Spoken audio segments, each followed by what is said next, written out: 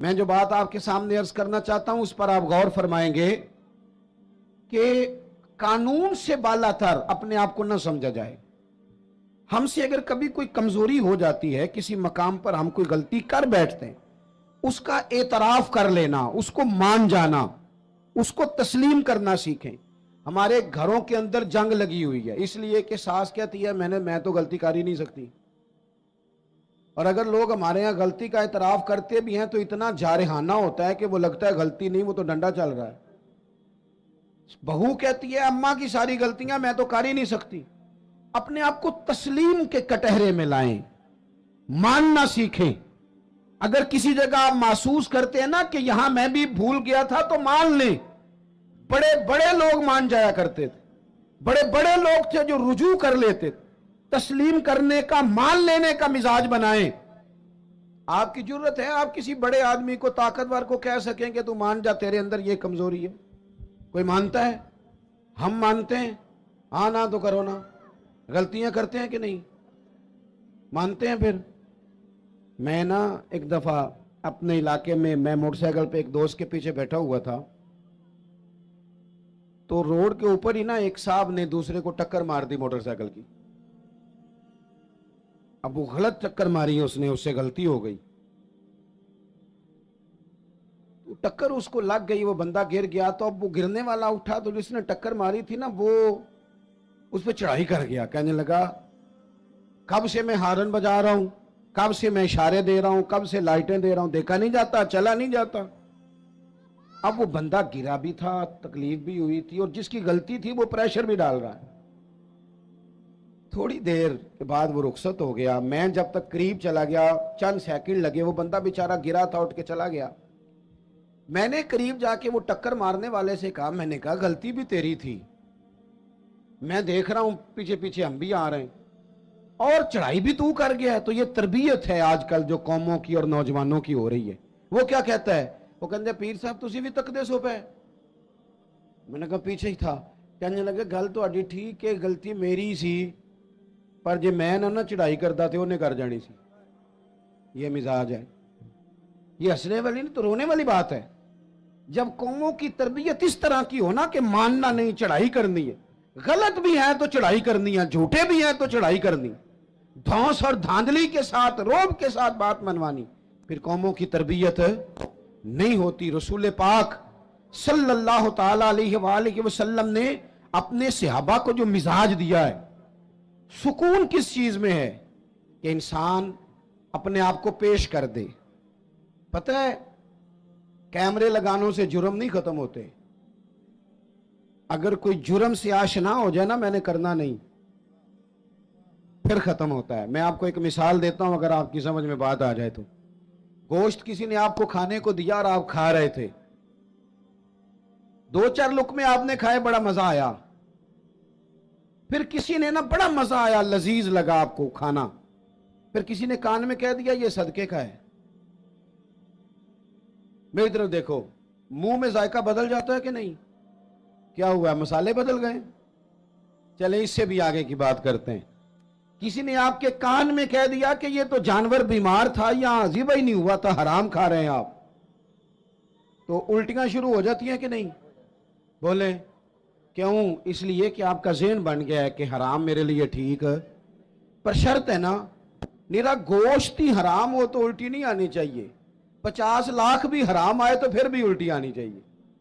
ہم نے نا کچھ چیزوں کے لیے اپنا ذہن بنایا ہے کہ حرام کھانا نہیں. تو اگر حرام، وہ ایک دوست ہمارے بات سنانے لگے، کہنے لگے ایک آدمی کو نا ایک مہنگا سا جوتا پڑا ہوا گلی میں مل گیا پر 1 پاؤں ملا، تو وہ ڈھونڈنے لگ گیا کس کا ہے کس کا ہے کس کا ہے کس کا ہے، ڈھونڈنے لگ گیا. تھوڑی دیر آگے جا کے نا تو دوسرا پیر بھی مل گیا، پر اس نے بندہ ڈھونڈنا بند کر دیا.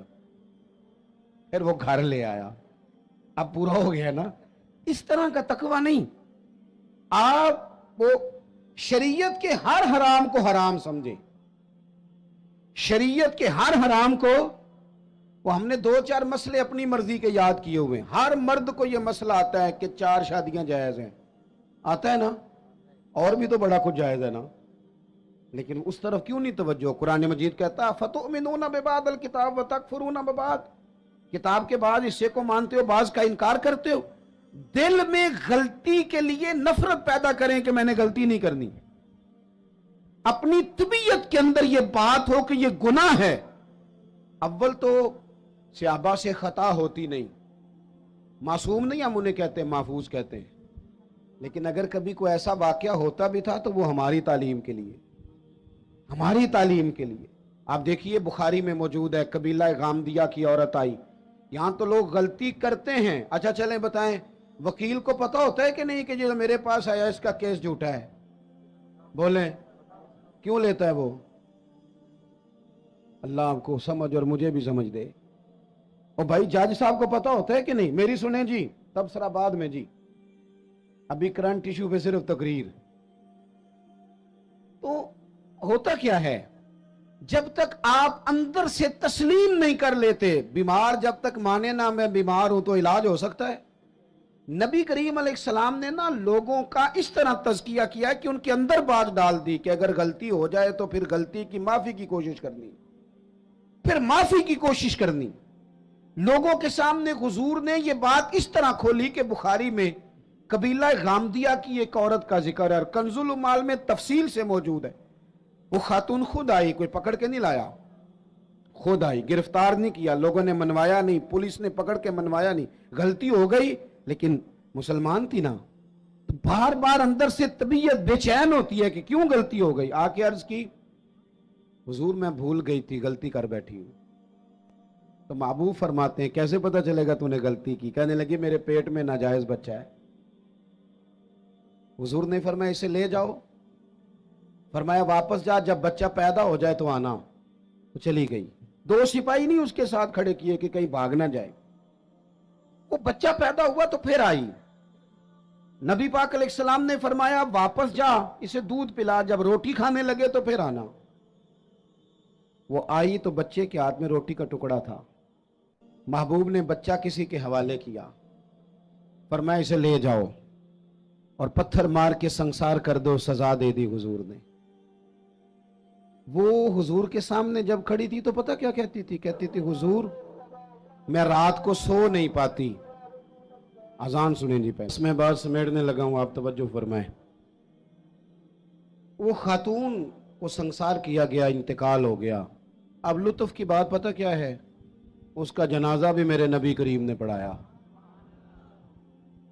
किसी शख्स ने कुछ जुमला कह दिया, कहा कि ये क्या बात हुई कि इतनी इस शख्स ने गलती की, कोई एक बात कह दी। तो पता है हुजूर ने क्या फरमाया? नबी करीम अलैहिस्सलाम फरमाने लगे उसने तो ऐसी तौबा की है, ऐसी तौबा की है, ऐसी तौबा की है कि अगर अपनी सारी उम्मत में बांट दूं तो अल्लाह सब की बख्शिश फरमा दे। ये जो एहसास है ना, तबीयत में एहसास पैदा करें। अगर कभी भूल जाएं, कभी किसी शख्स के बारे में दिल में बात आ जाए तो फिर आप अपने लिए उसको क्लियर करें, साफ करें, माफी मांग लें। तीसरी बात, एक तो बेलौस रहें, किसी की खिदमत की कोशिश करें, एक अपने आप को कानून के सुपुर्द करें, अपनी गलतियों की माफियां लें। और तीसरी और आखिरी बात जो आज के इस बड़े इज्तिमा में आपको पैगाम देना है, उसको आपने अच्छी तरह समझना है। अपनी जिंदगी में दयानतदार हो जाएं। नबी पाक सल्लल्लाहु ताला अलैहि वसल्लम ने डूबे हुए सूरज को मोड़ा है, हुजूर ने चांद के 2 टुकड़े किए हैं। हाँ ना तो करे ना। दरख्तों ने हुजूर को सजदा किया है, पत्थरों ने कलमा पढ़ा है। मेरे महबूब को रब ने बड़े मौजज़ात दिए, मेराज अता किया है। लेकिन मुसलमानों सुनो, तुम्हारे और मेरे महबूब का सबसे पहला तारुफ ये है कि वो सादिक और अमीन है। सबसे पहले लोगों ने जिस नाम से जाना वो सादिक और अमीन है। या रसूल अल्लाह मोमिन बुज़दिल होता है? फरमाया हो जाता है कभी। मोमिन कंजूस होता है? कभी हो जाता है। या रसूल अल्लाह मोमिन झूठा होता है? मेरे रसूल ने फरमाया नहीं, मेरा मोमिन झूठ नहीं बोला करता। दयानतदार हो जाएं, अमानतदार हो जाएं, आप खुददार हो जाएं, छोड़ें आप। वो किसी दरवेश ने कहा था लोगों ने इतना पाया नहीं जितना मैंने ठुकराया है।